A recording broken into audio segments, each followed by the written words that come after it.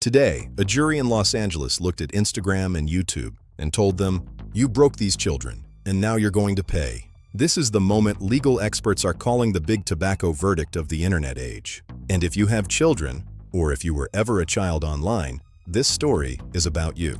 This is the story behind the case that changed everything. Her name is Kaley. She's 20 years old now. But when she was just a child, she picked up a phone, and the apps picked up her mind. She didn't just become a heavy user, she became clinically addicted.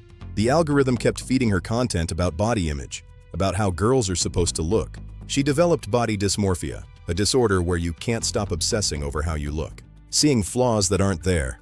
She fell into severe depression. She had suicidal thoughts. And here is the part that matters legally. Her lawyers didn't argue that the posts harmed her.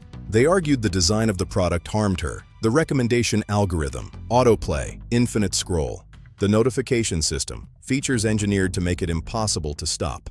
On March 25, 2026, the jury delivered its verdict. Both companies, negligent. Both companies, a substantial factor in causing her harm. The jury found that both tech giants were responsible for the harm caused to Kaley. Meta was ordered to pay $2.1 million, 70% of the initial damages. YouTube was ordered to pay $900,000, the remaining 30%. Total, $3 million, but that is just phase one. The trial now moves to a second phase, punitive damages. These are meant to punish the companies, to send a message, and they could be dramatically higher. Amount TBD. Of course, Meta and YouTube fought back. Meta argued that Kaley's mental health issues came from a troubled childhood, and that she used social media because she was struggling, not the other way around. Google went further, claiming YouTube isn't even a social media platform. It's a streaming service. The jury didn't buy it. Both companies say they will appeal, but the verdict stands today. And Mark Zuckerberg himself had to sit in that courtroom and testify. Here is why this case could reshape the entire internet. For decades, tech companies have hidden behind Section 230. But Kaley's lawyers didn't sue over content. They sued over product design, the algorithm, the autoplay.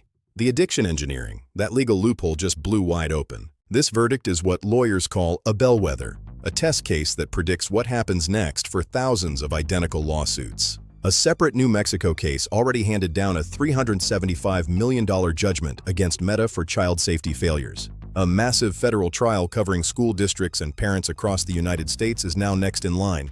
This is not one case, this is the beginning of a wave.